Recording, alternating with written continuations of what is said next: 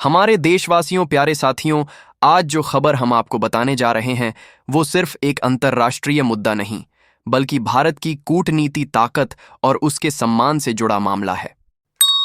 दुनिया के सबसे ताकतवर मंच संयुक्त राष्ट्र सुरक्षा परिषद में भारत को उसकी कुर्सी नहीं मिल रही, जबकि दुनिया के 146 देश साफ साफ कह चुके हैं कि अब भारत को रोका नहीं जा सकता।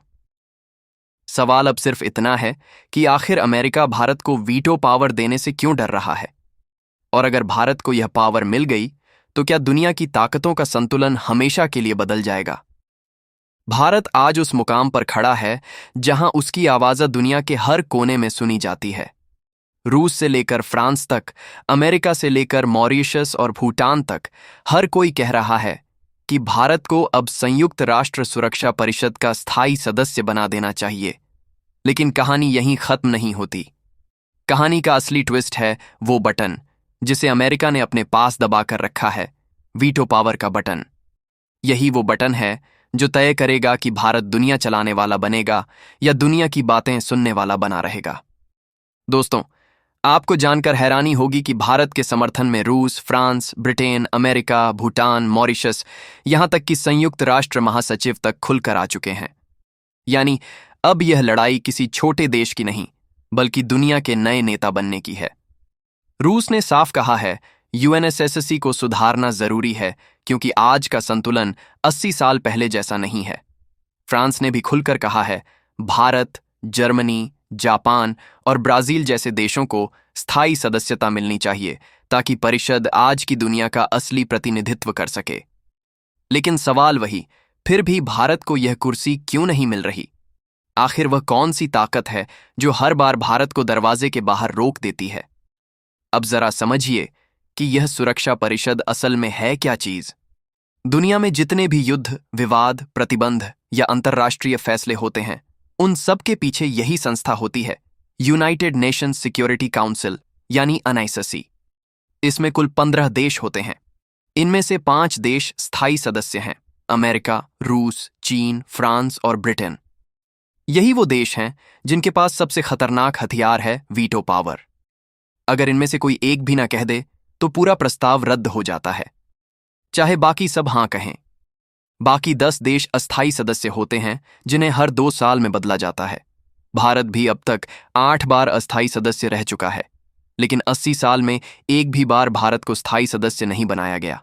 और यही वो सबसे बड़ा अंतर्राष्ट्रीय अन्याय है जिसके खिलाफ भारत अब खुलकर मैदान में उतर चुका है। दोस्तों, जब रूस, फ्रांस और अमेरिका तक भारत का समर्थन कर रहे हैं तो फिर विरोध कौन कर रहा है? जवाब सीधा है चीन। चीन नहीं चाहता कि भारत को न केवल स्थायी सदस्यता मिले बल्कि वीटो पावर भी मिले, क्योंकि चीन जानता है कि अगर भारत को वीटो मिला तो एशिया में सुपर पावर का ताज उसके सिर से उतर जाएगा। यही कारण है कि चीन हर मंच पर भारत की राह में रोड़े अटका रहा है। अब जरा सोचिए, 146 देश भारत के पक्ष में है, लेकिन सिर्फ एक चीन का नाम पूरे प्रस्ताव को गिरा देता है। यही वीटो पावर की ताकत है और यही वजह है कि भारत इसे पाना चाहता है।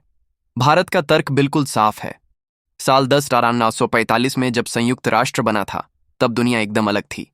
तब ना तो भारत की अर्थव्यवस्था इतनी मजबूत थी, न उसकी सैन्य शक्ति इतनी बड़ी, लेकिन आज भारत दुनिया की 5वीं सबसे बड़ी अर्थव्यवस्था, सबसे बड़ा लोकतंत्र और वैश्विक शांति मिशनों में सबसे बड़ा योगदान देने वाला देश है। भारत कहता है अगर एनएससी सच में आज की दुनिया का प्रतिनिधित्व करना चाहता है तो उसमें भारत को शामिल करना ही होगा। भारत ने अब तक एनएससी में 8 कार्यकाल पूरे किए हैं। 10,950, 10,967, 10,972, 10,973, 10,940, 10,991, 2011 और 2021 में। यानी भारत बार बार इस मंच पर चुना गया, लेकिन हर बार स्थायी कुर्सी से वंचित रह गया। अब सवाल है कि भारत क्या कर रहा है इस लड़ाई को जीतने के लिए? विदेश मंत्री एस जयशंकर ने राज्यसभा में साफ कहा था भारत के लिए एनआईसीसी की स्थायी सदस्यता सर्वोच्च प्राथमिकता है। भारत लगातार G4 देशों भारत, जापान, ब्राजील, जर्मनी और L19 समूह एशिया, अफ्रीका, लैटिन अमेरिका के विकासशील देशों के साथ मिलकर दुनिया भर से समर्थन जुटा रहा है। भारत हर बड़े मंच पर यह मुद्दा उठा रहा है कि अब सुधार का वक्त आ गया है। लेकिन दोस्तों, वीटो पावर का खेल इतना आसान नहीं है।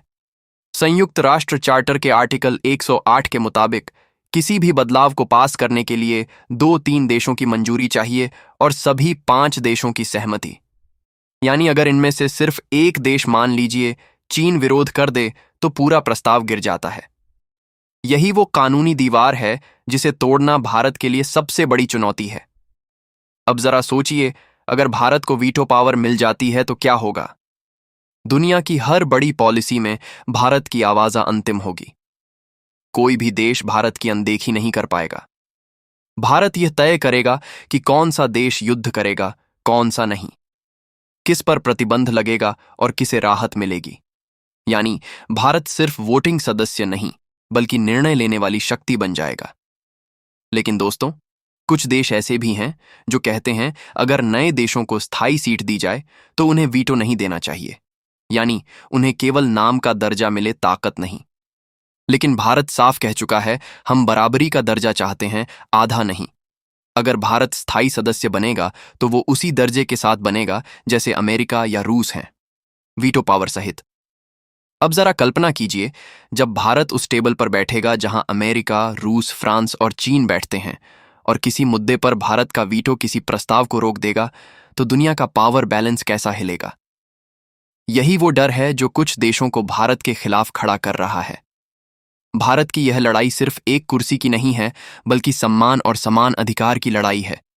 भारत ने कभी किसी देश पर हमला नहीं किया, लेकिन हर संकट में मदद का हाथ बढ़ाया। चाहे शांति मिशन हो या युद्धग्रस्त देशों में सहायता, भारत ने हमेशा दुनिया को जोड़ने का काम किया है। फिर भी जब उसे बराबरी का दर्जा नहीं मिलता तो सवाल उठना लाजमी है, क्या यह न्याय है? अब भारत के भीतर भी यह मुद्दा तेजी से गर्म हो रहा है। लोग पूछ रहे हैं, जब भारत की आबादी, ताकत और योगदान दुनिया के किसी भी देश से कम नहीं, तो आखिर यह भेदभाव क्यों? सरकार के मुताबिक भारत का लक्ष्य सिर्फ सदस्यता पाना नहीं, बल्कि समान दर्जा पाना है। यानी अगर स्थायी सीट मिलती है तो वीटो पावर के साथ। और अब दोस्तों, यह बात दुनिया को भी समझ में आने लगी है, क्योंकि अगर एनएससी में सुधार नहीं हुआ तो यह संस्था धीरे धीरे अपनी विश्वसनीयता खो देगी। दुनिया बदल रही है जहां, और अब भारत को रोक पाना किसी के बस में नहीं रहा। कई विशेषज्ञ मानते हैं कि आने वाले दशक में एनएससी का सबसे बड़ा चेहरा भारत होगा।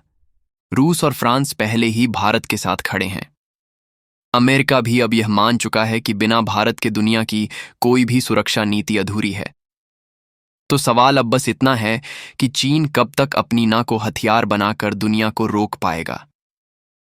दोस्तों, यह लड़ाई लंबी जरूर है, लेकिन इतिहास गवाह है, जब भारत किसी रास्ते पर चलता है तो मंजिल खुद झुक जाती है। वीडियो को अंत तक देखने के लिए आपका बहुत बहुत धन्यवाद। अगर आप चाहते हैं कि भारत को भी दुनिया के बराबर दर्जा मिले, तो इस वीडियो को लाइक, शेयर और कमेंट जरूर करें, और लिखिए, भारत को वीटो पावर मिलनी ही चाहिए। क्योंकि अब वक्त आ गया है कि भारत सिर्फ दुनिया की बातें ना सुने, बल्कि दुनिया भारत की सुने। जय हिंद, जय भारत, जय जय भारत माता की जय।